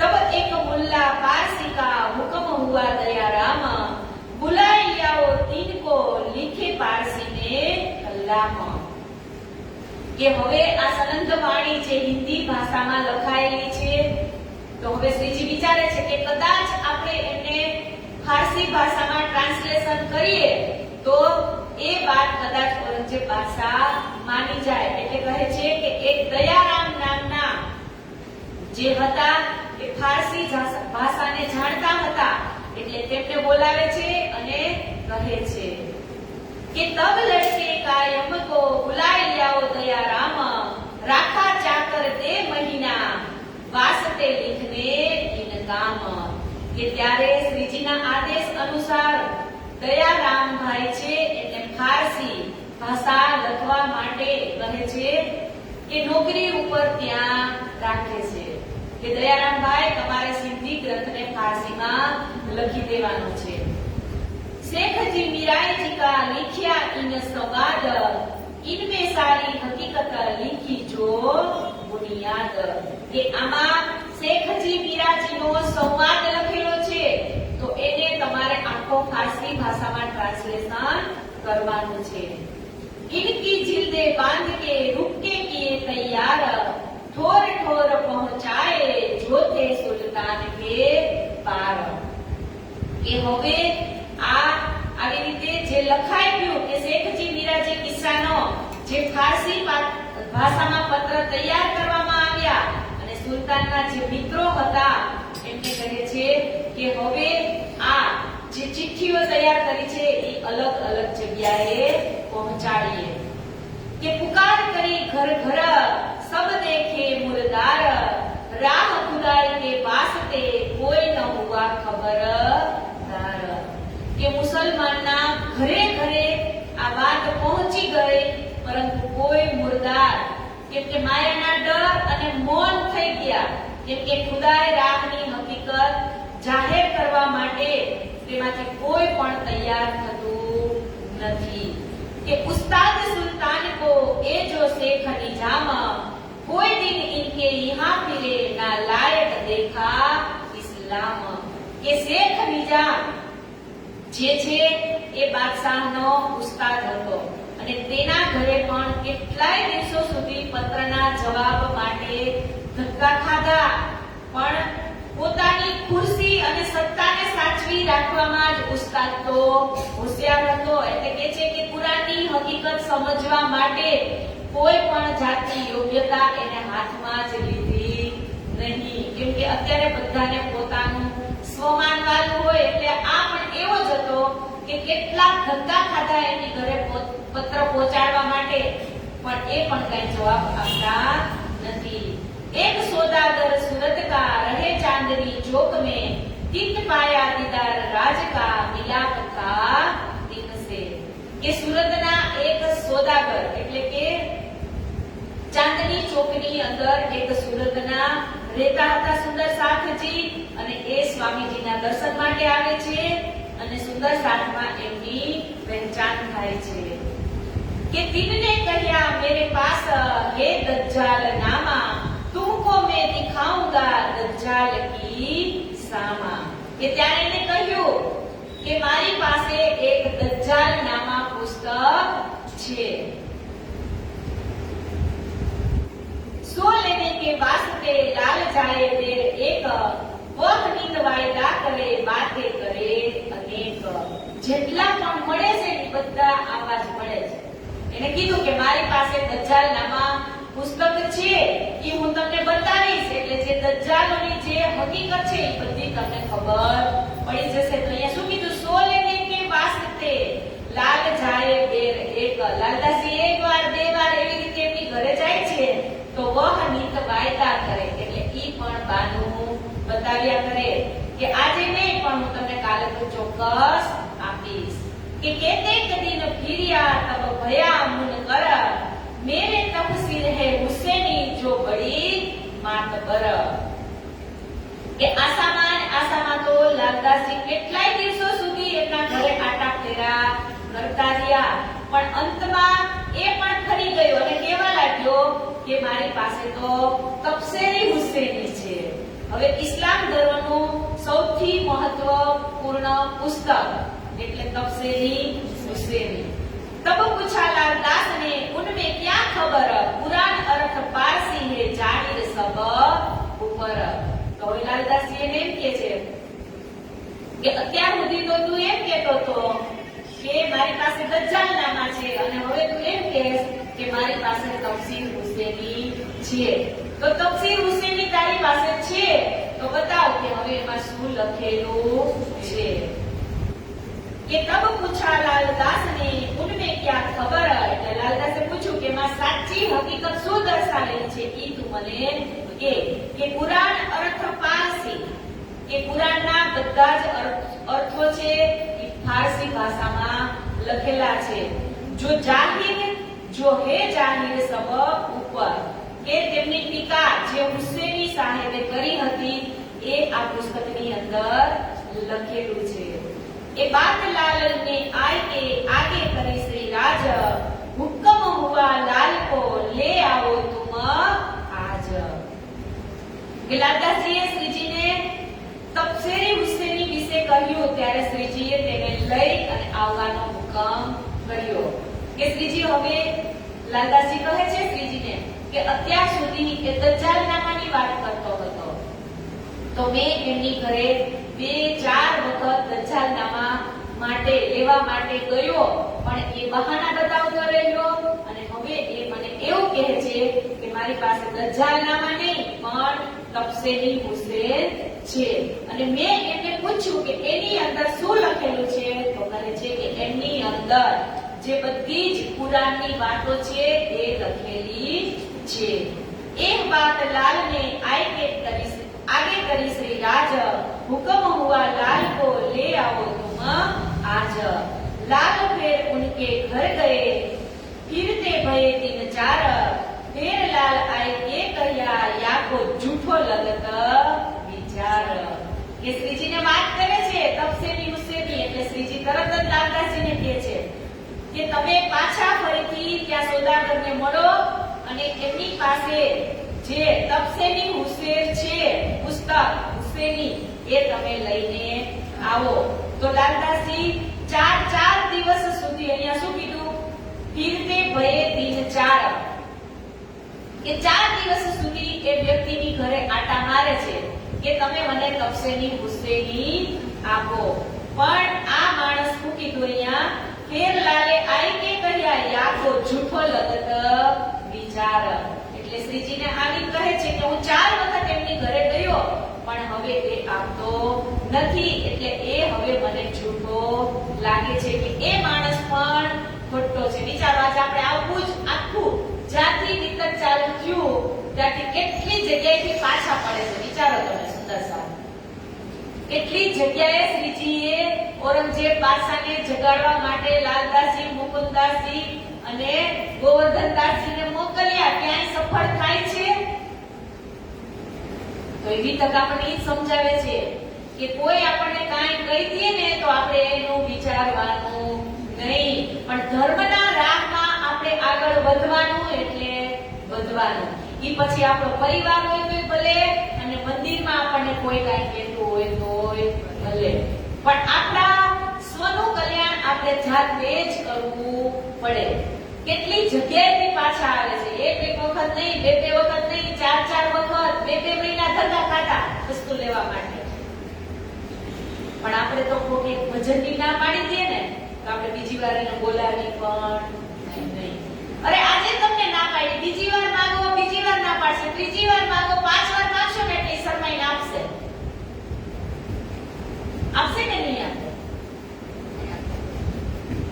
આપણે ઈ જ શીખવાનું છે. અહીંયા આ વિતર આપણને ચાલ જ શીખવાડે છે કે આ લોકો કેટલી જગ્યાએથી નાસીપાસ થઈ અને ઘરે પાછા ફરે છે, છતાંય એની રાહને છોડતા નથી. જે લક્ષ્ય હોય ને એ સાધીને જ રહેવાનું. જ્યારે પરીક્ષા લેતા હતા અર્જુનની, કૃષ્ણની અને ભીમની. તો ભીમને પૂછવામાં આવ્યું કે તને આ ઝાડ આમાં તને શું દેખાય છે? દુર્યોધનને પેલા પૂછે એટલે દુર્યોધન એમ કે મને તો આ ઝાડ જ દેખાય છે. પછી ભીમને પૂછે તો ભીમ શું કે મને તો આ ઝાડ દેખાય છે અને એમાં બેઠેલી ચકલી કે પોપટ જે કંઈ હોય એ દેખાય છે. અને અર્જુનને પૂછ્યું તો અર્જુને શું કીધું કે ઝાડે દેખાય છે, ચકલી દેખાય છે, એની આંખે દેખાય છે અને આંખની અંદર જે કીકી છે એ પણ મને દેખાય છે. તો આપણું પણ લક્ષ્ય એવું જ હોવું જોઈએ. લક્ષ્ય નહીં હોય ને ત્યાં સુધી કોઈ પણ જગ્યાએ તમે સફળ થશો નહીં. મેં કાલે કીધું હતું કે સમયને આપણે માન આપીએ તો જ એ માન આપણું સમય સાથે કનેક્ટ થાય અને તો જ આપણે એમાં ભાગીદાર બન્યા હોય. સમય આપણે એને આપ્યો હોય એટલે એને આપણું નામ કરવું જ પડે. પણ આપણો સમય આપણે એને પહેલા આપીએ નહીં તો કોઈ દિવસ આપણું કાર્ય સિદ્ધ થાય નહીં. કે જે લક્ષ્ય લઈ એમાં આપણે ઝઝૂમવું પડે. એક કાચો હીરો હોય એને ઘસાતા કેટલી વાર ઘસાય, કેટલા કારીગરના હાથમાં ફરે ત્યારે એની ઓરિજિનલ શાઇનિંગ આવે. તો આપણે પણ આપણી જાતને ઘસવી પડે. એવડો વિચારવાનું કે હું બેઠો અહીંયા બધું કરીશ એટલે મારું થઈ જશે. પણ કોઈ દિવસ કોઈનું પણ થયું નથી. જેને પોતાની જાતને ઘસી છે ને એ જ આ વિશ્વની અંદર આગળ નીકળ્યા છે. એ પછી ધર્મના ક્ષેત્રે હોય કે કોઈ પારિવારિક ક્ષેત્રે હોય કે રાજકારણના ક્ષેત્રે હોય કે દુનિયાના ટોચ લેવલમાં કોઈ પણ હોય. એમને અત્યારે આજે તમે વડાપ્રધાન નરેન્દ્રભાઈ મોદીની વાત કરી તો આપણે 24 કલાકમાં 2 વખત ઊંઘ લઈ લે અને કેટલા કલાક લઈ તો કઈ નક્કી જ ન હોય. સુતા જ્યારે આંખ ખુલે ત્યારે ઉઠવાનું. આપણું કાંઈ એટલે કાંઈ કોઈ જાતનું લક્ષ્ય નથી હોતું. અને આજ દેશને સંભાળે છે તો એ આપણા માટે 6 કલાકથી જ ઊંઘી લે છે. અને ઉંમર કેટલી તો કે 73 વર્ષ ને એમનો ન થાય દેશના વડાપ્રધાન. એટલે કાંઈક મેળવવા કાંઈક ગુમાવવું પડે. તો અહીંયા આ લોકો પોતાની જાતને ખર્ચી નાખે છે. એટલે આગળ કહે છે કે ઉસ વખત મેં હાજર બેટા થા દયા રામ, તીનને અરજ કરી મુજે કહો એ કામ.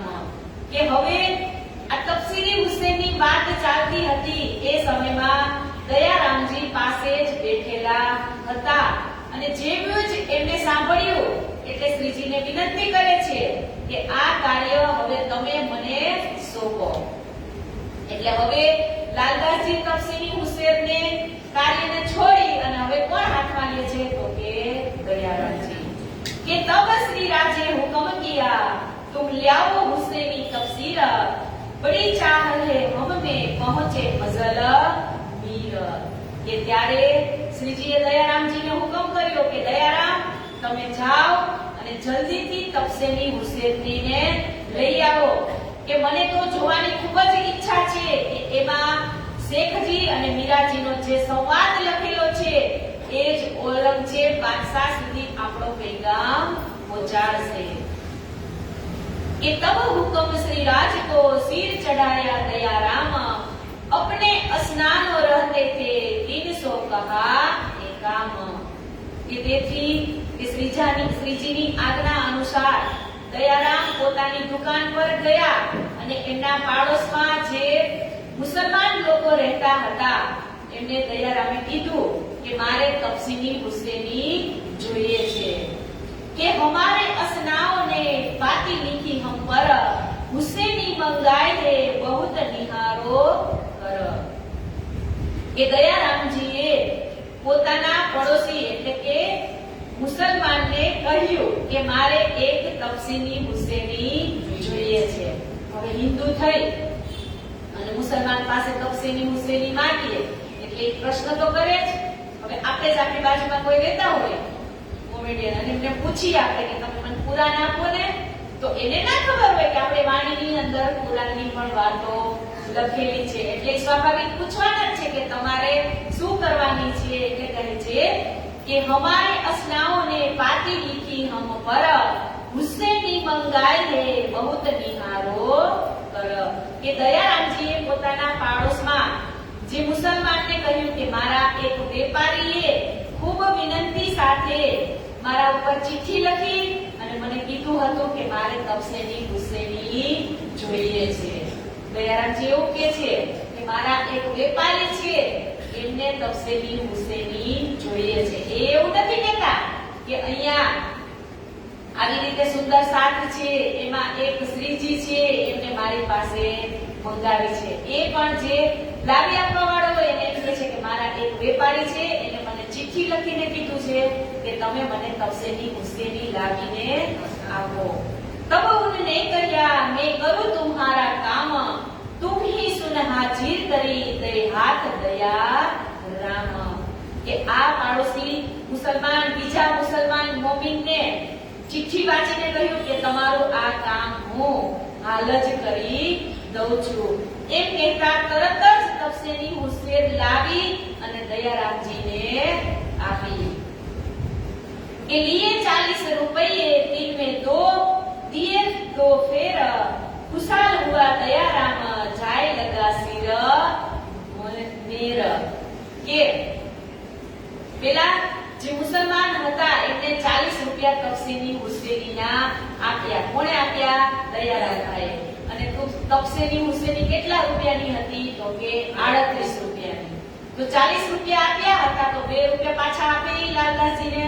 એટલે લાલદાસજીને દયારામજીને એટલે દયારામજીએ 2 રૂપિયા એને ફરીથી પાછા આપી દીધા. તો એ કેટલો ખુશ થઈ ગયો. એટલે ત્યારના 2 રૂપિયા એટલે અત્યારના 2000 રૂપિયા સમાન હતા. અને દયારામજી પણ એવું વિચારતા હશે ને કે આજે તપસેની હુસેની માટે કેટલી જગ્યાએ રખડ્યા, ખોજ કરી પણ ક્યાંયથી મળી નહીં. પણ આને તો એક વખત કીધું એટલે તરત જ એમને લાવીને આપી અને 40 રૂપિયા આપ્યા તો 2 રૂપિયા સામા પાછા આપે છે અને 2 રૂપિયા એ જ 2 રૂપિયા દયારામજી એમને પાછા બક્ષિસમાં પણ આપે છે. કે વહાં સે લેકર ખાયા આए પહોંચે પાસ શ્રી રાજ લે તપસીર આગે ઘડી એ હુઆ સિદ્ધ કાજ.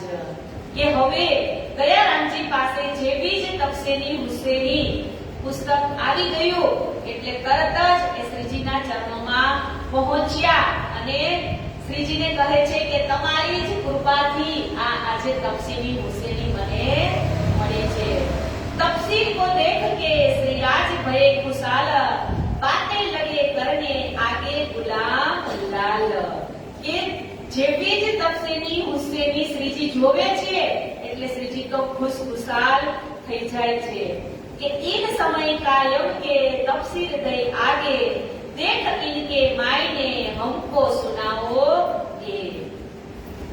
કે જેવા જ દયારામ કાયમ મુલ્લાને બોલાવી દયારામ તપસીની હુસેની આપે છે એટલે કાયમ મુલ્લાને બોલાવી અને શ્રીજી શું કહે છે કે હવે તું મને જલ્દીથી આ તપસીની હુસેની અંદર શું લખેલું છે ઈ તું મને વાંચીને સંભળાવ. પ્રથમ ઇના ઇન ઝુલના સુરત ઈ પેઠી જામે તીન તકરાર ઇશારતે સારી ખુલી જો લીખી પરવર દિગાર. કે ઇના ઇન ઝુલ્લા એટલે કે સૌપ્રથમ ઇના ઇન જુના સુરત કે જે 30મા સિપારામાં આવે છે અને તે વાંચી એટલે એમાં શું લખેલું હતું તો કે લેલ તુલ અને કત્ર 3 તકરાર. તો કે 3 તકરાર ક્યાં તો કે 3 ટુકડા. કે રૂહો કેવી રીતે આ ધરતી ઉપર ઉતરશે એનું અવતરણ આ ધરતી ઉપર કેવી રીતે થશે એ વાત બધી આ અલ્લાહ તાલાએ સ્વયં 3જા તકરારમાં લખ્યું હતું કે રૂહો આ ધરતી ઉપર ઉતરશે તો કેવી રીતે તો કે 3 ટુકડાની અંદર. हम ही थे ब्रजरास में हम ही तीसरे आए इत ये तो वह बात है जो हमको कही चित्त. કે તપસીરી હુસેની અંદર શું લખેલું હતું તો કે हम ही थे ब्रज में हम ही थे रास में और हम ही तीसरे आए इत. કે બ્રજલીલા આપણે કોકડની અંદર કરી હતી અને બ્રજલીલા માં જ્યારે 11 વર્ષ અને 52મો દિવસ થયો એટલે શ્રીજીએ વેણ વગાડી અને જેવી જ વેણ વાગી વાગી એટલે આપણે બીજો ટુકડો એટલે કે રાસની અંદર પ્રવેશ કર્યો અને રાસની અંદર પણ કેમ કે બ્રજ અને રાસ એ બે જોઈ લીધા એટલે રાજસી અને સ્વાતસીની ઈચ્છા તો અહીંયા જ પૂરી થઈ ગઈ હતી પણ ત્રીજો ટુકડો એટલે કે રાસમાંથી આપણે જ્યારે વિરહ થયો રાજ્યને રાજ્ય પ્રત્યે આપણને દેખાણા નહીં શ્રી કૃષ્ણજી રમતા રમતા એટલે પાછા જે શ્રીજી પોતા આવે છે એટલે આપણે શ્રીજીને પૂછ્યું કે તમે ક્યાં ગયા હતા તો એને શું કીધું કે તમારા અને મારી વચ્ચે તો એક ઝાડ જ આડું આવી ગયું હતું અને પછી આપણે શ્રીજીને કીધું હતું ને કે હવે વાલા હું એટલું માંગુ છીણ એક અળગાન થઈએ જીયા અમને વ્રહ નહીં ચાલો તે ઘર જઈએ તો શ્રીજી આપણને પાછા પરમધામની અંદર લઈ ગયા પણ તામસીની ઈચ્છા અધૂરી હતી કે તમે કહેતા હતા કે પાણી પથ્થર આગને પૂજશો તો એવું કાંઈ થયું નહીં એટલે આ તીસરો બ્રહ્માંડ એટલે કે આ કાલ માયા બ્રહ્માંડની અંદર આપણે ફરીથી આ ધરતી ઉપર આવ્યા એટલે કહે છે કે જામે તીન તકરાર કે તફસીની હુસેનીની અંદર ત્રણ તકરારની વાત લખેલી છે એટલે કે બ્રજ રાસ અને જાગણી કે हम ही थे ब्रज रास में हम ही तीसरे आए चित्त ये तो वह बात है जो हम है कही दित के इन्ना आते ना सूरत बड़ी बुल्ला ने जब जमुना ताल पाल की हकीकत पाई तब કે જ્યારે કાયમ મુલ્લાએ ઇન્ના આતેનાની સુરત વાંચી એટલે કે ભોજ કોસર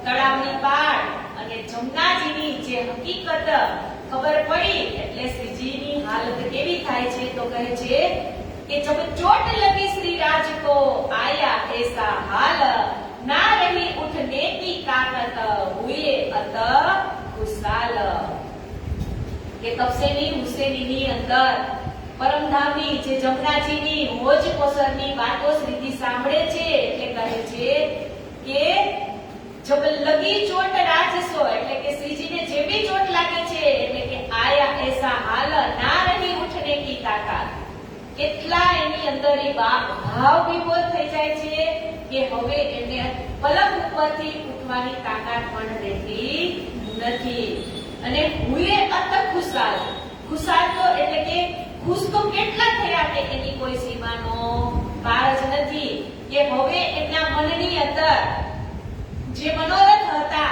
કે ઔરંગઝેબ બાદશાહને આપણે કેવી રીતે જગાડશું તો એ વાત બધી અહીંયા આપણી અને પુરાણની બંને સાબિત થાય છે કે તીન રોજ લગ સેજ સે ઉઠ ન સકે તબ सुने सुगन तफसीर में कल्लाम रबानी जब કે લગાતાર 3 દિવસ સુધી શ્રીજી પથારીમાંથી ઊભા થતા નથી ત્યારે તો કે આ તીન તકરાર અને જમનાજી પરમધામ ભોજકોસર તળાવ એ વાત શ્રીજી સાંભળે છે એટલે 3 દિવસ સુધી પથારીમાંથી શ્રીજી ઊભા જ થતા નથી साथ आगे बैठ के चर्चा करी बनाए हुई खुशाली साथ में लय साथे मिलाए કે ત્યારબાદ શ્રીજીએ સુંદર સાથની સમક્ષ જે તફસીની હુસેનીમાં જે બધી બાબતો લખાયેલી હતી કે ઊંડાણપૂર્વક ત્યાં ચર્ચા થાય છે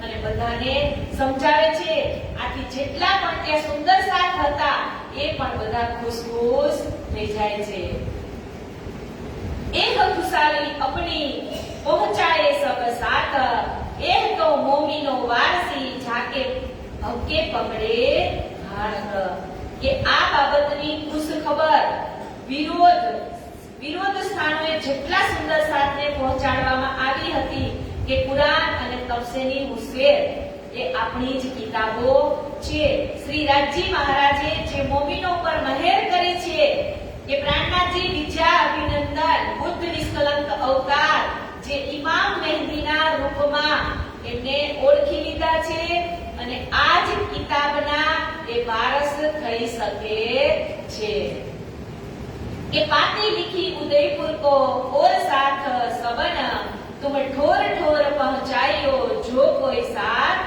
સૈયન કે હવે ઉદયપુરની અંદર કોને મોકલ્યા હતા મુકુદાસજી અને ભીમજી ભીમજીભાઈને મોકલી દીધા હતા ને, જ્યારે લાલદાસજી અને ગોવર્ધનદાસજી બેયના વચ્ચે ચળવળ થાય છે એટલે શ્રીજી બધાને કામ સોંપી દીધા હતા. તો હવે કે છે કે સૌથી પહેલી પાટી તમે ક્યાં લખો? તો કે ઉદયપુરની અંદર. તો ઉદયપુરમાં મુકુદાસજી અને ભીમજીભાઈને આ પાટી લખી અને કહે છે કે તફસીલી હુસૈનની અંદર 3 તકરાર એટલે કે આપણી જ વાત કરવામાં આવી છે. સુનિયો ભીમ મુकुंद जी उद्धव केशव श्याम हम पाती पड़ी मोहम्मद की सब पाई हकीकत धाम. કે હવે અહીંયા ભીમભાઈને મુકુદાસજીને ઉદયપુરમાં અને ઉદ્ધવ ઠાકુરને જામનગરમાં અને કેશવદાઈને સિદ્ધપુરમાં પાટણમાં અને શ્યામભાઈને સુરતમાં આવી રીતે વિવિધ ચિઠ્ઠીઓ લખી અને અત્યારે જ બધા જ ગામની અંદર ચિઠ્ઠી મોકલાવવામાં આવે છે. अपने घर की इशारते और न समझे कोई और कोई तो समझे जो कोई दूसरा होय. અહીંયા શું કીધું? अपने घर की इशारते કે કુરાનમાં આપણા જ ઘરની એટલે કે પરમધામની જ બધી વાતો લખેલી છે જેને આપણા સિવાય અન્ય કોઈ સમજી શકશે નહીં. જો કોઈ બીજું આપણા ઘરનું હોય તો એ રહસ્યને સમજી શકે, પણ આપણા જ ઘરના ન હોય તો એ કોઈ દિવસ એ વાતને સમજી શકે નહીં. આપણું જ ઘર હોય તો આપણા ઘર કેવડું છે એ કોને ખબર હોય? આપણે ખબર હોય ને. પાડોશીને ન ખબર હોય કે આપણા રસોડામાં કઈ જગ્યાએ કઈ વસ્તુ છે, રૂમમાં કઈ જગ્યાએ કઈ વસ્તુ છે. તો આપણે પરમધામના છીએ તો પરમધામની એક જગ્યા છે એનાથી પ્રચલિત આપણે જોઈએ ને. એટલે અહીંયા કીધું કે अपने घर की इशारते और न समझे कोई. કે આજે પરમધામનું જે જ્ઞાન આવ્યું છે, આ જે વાણી છે, વિતક છે, એની ચર્ચા કોણ સાંભળી શકે? તો કે પ્યોર બ્રહ્મ સૃષ્ટિ હોય એ જ સાંભળી શકે, બાકી કોઈની તાકાત નથી. કેમ કે અહીં આજુબાજુ કેટલા એવા હશે જે પ્રણામી નહીં હોય પણ એ કોઈ મંદિરમાં આવી બેસે નહીં. કેમ કે જે ઘરના જે હોય ને એ જ એ દીધ લેવા માટે આવે. કેમ કે અહીંયા ચોખ્ખું કહી દીધું કે अपने घर की इशारते और न समझे कोई. મેં આની પહેલા પણ કીધું હતું ને કે સબ્જી મંડીની અંદર ભીડ હોય, કેમ કે ત્યાં બધા જ હોય, પણ ઓરિજિનલ ઘરના કોણ હોય? જે સોનાની દુકાને જતા હોય એ. તો આપણો ધર્મ છે આ સોનાની દુકાન છે. તો યાદ રાખજો. મેં આની પહેલા પણ કીધું હતું કે 7 કરોડ મંત્રની અંદર મંત્ર હોય તો એ પણ આપણો ઉત્તમ છે અને ધર્મ પણ સર્વશ્રેષ્ઠ આપણો ઉત્તમ ધર્મ. કેમ કે આપણે એક જ પતિવ્રતા ભક્તિને લઈને બેઠા છીએ. એટલે કીધું કે જે જેના ઘરના હોય એ જ એ ઘરને સમજી શકે. કે इन भात की पातिया पहुंचाई तब साथ खुशाली इनको दीजिए जो लड़त दज्जाल सो बाथ. કે આ પ્રકારની ચિઠ્ઠીઓ ઠેર ઠેર લખી અને પહોંચાડવામાં આવે છે અને એમાં એ પણ લખ્યું છે કે આ ચિઠ્ઠીને જે સુંદર સાથ વાંચે છે તે સુંદર સાથને અભિનંદન પાઠવે છે કે જેને આ મારી ચિઠ્ઠી ઔરંગઝેબને સંદેશો પહોંચાડવાના જે કાર્યમાં સામેલ છે, જે શરીયતના મુસલમાનો છે, જે દજ્જાલનું રૂપ ધારણ કરીને બેઠા છે, તેની સામે લડવા માટે પણ આ તફસીલી હુસૈન છે. કે इन समय नौतनपुरी से आए पहुंचे प्रेमदास नागजी संगजी सामेल आए प्रमोदने की आस. પેલી ચિઠ્ઠી લખી હતી બિહારીજી મહારાજને. હવે બિહારીજી મહારાજ આ ત્રણેયને મોકલે છે. કોને? તો કે પ્રેમજી, સંગજી અને નાગજી.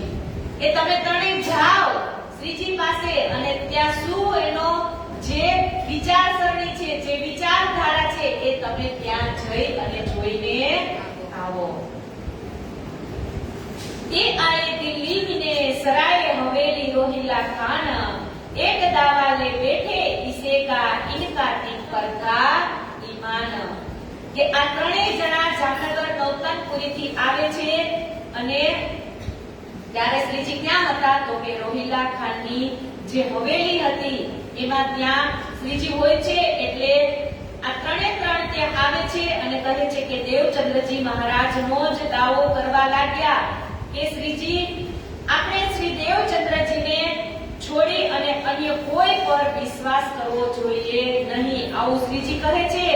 એટલે કહે છે કે આ તો જે શ્રીજી છે એમની જ અંદર અત્યારે સાક્ષાત દેવચંદ્રજી મહારાજ બિરાજમાન છે એવું આ ત્રણે ત્રણને આ વાતો સાંભળે છે એટલે એમને ઈમાન આવી જાય છે કે થે વિરોહ યહુદન મે થા ઇનો થા મસનંદ કા કામ અક્ષરાત થે દિન સે જો બરહત ઇસ્લામ. કે જેવી રીતે આગ પાણી અને પથ્થરની જે પૂજા કરનાર યહૂદીઓ મોહમ્મદ સાહેબનો પણ વિરોધ કરતા હતા, એવી જ રીતે અહીંયા બિહારીજીના મોકલેલા એમના આ ત્રણેય અનુયાયીઓ જે દિલ્હીના સુંદર સાથનો વિરોધ કરવા લાગ્યા. આમ એમને ખબર ન હતી કે સ્વામીજીની અંદર જ સાક્ષાત દેવચંદ્રજી મહારાજ છે. પણ જ્યારે વિજયા અભિનંદન નિષ્કલંક બુદ્ધા અવતાર આખરુલ જમાલ ઇમામ મહેદી એ તફસીરી હુસૈનીનો જે સાચો અર્થ કરી અને આ ત્રણેયની સામે એટલે કે સમજી પ્રેમજી અને નાથજીની સામે જ્યારે શ્રીજી એમને બધી હકીકત કહે છે એટલે ત્રણેયના દિલની અંદર પાક્કું ઈમાન થઈ જાય છે કે દેવચંદ્રજી મહારાજ અત્યારે શ્રીજીની અંદર જ છે. કેમ કે એ રોજ બિહારીજી મહારાજની તો ચર્ચા સુનતા હતા, પણ બિહારીજી મહારાજ તો રોજ શેની ચર્ચા કરતા હતા તો કે સ્વરોની જ ચર્ચા કરતા હતા. અને એ સમયમાં ત્યારે પ્રાણનાથજી મહારાજ તો નવતનપુરીમાં જેટલો ટાઈમ હતા એટલે ચર્ચાની અર્ચા પણ પ્રાણનાથજી મહારાજ જ કરતા હતા. એટલે આ ત્રણે ત્રણનું અહીંયા ઈમાન પાક્કું થઈ જાય છે કે પ્રાણનાથજીની અંદર જ દેવચંદ્રજી મહારાજ છે. रसूल साहेब की बात को कबहू न सुने काना, खुदा एक मोहम्मद बरहक तापर न लियाए ईमान. કે એ રસૂલ સાહેબની વાત સાંભળી કે આજ દિન સુધી ક્યારેય સાંભળી ન હતી કે ખુદા પણ એક જ છે અને મોહમ્મદ પણ બરહક એક જ છે. એવી રીતે પરબ્રહ્મ મહાન સત્ય છે, એવી રીતે મોહમ્મદ સાહેબ પણ સત્ય જ છે કે આ બાબત ક્યારે આવો વિશ્વાસ લાવી શકે એવું ક્યાંય લખ્યું ન હતું. પણ તફસીરી હુસૈની અને આ બ્રહ્મવાણી એ બંને સેમ છે એટલે વિશ્વાસ આવે ને આવે જ કે એ આए मजलिस मोमिनों की यहाँ बिना मोहम्मद और न बात ये देख तज्जुब गए बड़ी चर्चा हुई खुदा की जात. હવે અહીંયા શું કીધું? આए मजलिस मोमिनों की. મજલિસ એટલે ચર્ચા. આપણે પન્ના જઈએ તો રાતે કહીને કે રાતે મજલિસમાં બેસવાનું છે તો મજલિસ એટલે ચર્ચા. તો અહીંયા આજે એ મજલિસ શબ્દ આ કુરાન ઉપરથી આવેલો છે. કેમ કે જ્યારે જે મસ્જિદ હોય એની અંદર જ્યારે કોઈ પણ પ્રકારની ચર્ચા થતી હોય એટલે ત્યારે એને મજલિસ કહેવામાં આવે. પણ આપણે પણ એ શબ્દને ઉપયોગ કરીએ છીએ કે આપણે પણ જ્યારે ચર્ચા થતી હોય એટલે આપણે એને પણ મજલિસ કહીએ. કે કહે છે કે જ્યારે મોમીનો મજલિસમાં આવી અને શ્રીજીના જ મુખથી મોહમ્મદ સાહેબ કુરાન દ્વારા જે પરમધામની અને દેવચંદ્રજીની અને પ્રાણનાથજીની જે સાહેબીની વાતો લખી હતી અને શ્રી કૃષ્ણજીની અને મોહમ્મદ એક જ છે એવી આ બધી જ ચર્ચા જ્યારે આ ત્રણેય સાંભળે છે એટલે એ ખૂબ જ પરેશાન થઈ જાય છે કે જબ રૂબરૂ ભયે રાજસો તબ બાતે કરી બીને જોસ આપ આને કછું ન દેખઈ ઇલામ થા ફરા મોસ. એ ચર્ચા શ્રવણ કર્યા બાદ આ ત્રણેય જણા શ્રીજીની સન્મુખ આવી અને બેસે છે અને આવેશમાં આવી અને કહેવા લાગ્યા કે આપણે સૌ સુંદર સાથ દેવચંદ્રજી મહારાજના જ અંગ છીએ. આપણે એની મૂળ ગાદી પર બિરાજમાન જે બિહારીજીને જ ધામ ધણી માનવા જોઈએ.